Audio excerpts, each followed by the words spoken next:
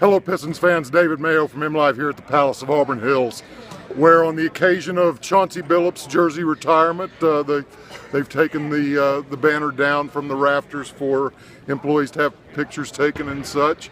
The Pistons tonight are 103-92 losers to the Denver Nuggets in their last game before the All-Star break. They were shorthanded and they were just plain short tonight.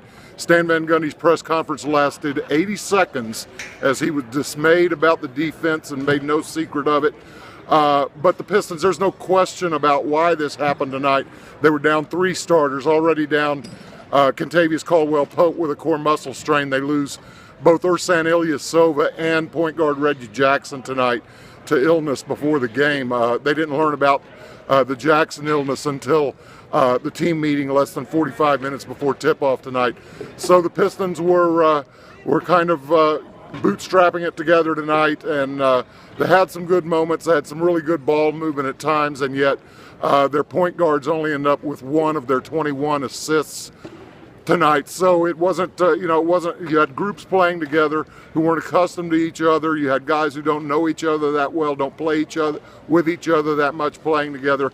Brandon Jennings starting at the point, Steve Blake pressed back into action. It's not that any of those things in and of themselves was a problem that cost them the game. It's just that holistically, you just can't be a 27-27 team, which is what the Detroit Pistons are right now, and be down 3 starters and expect to beat a team that's playing pretty well in Denver.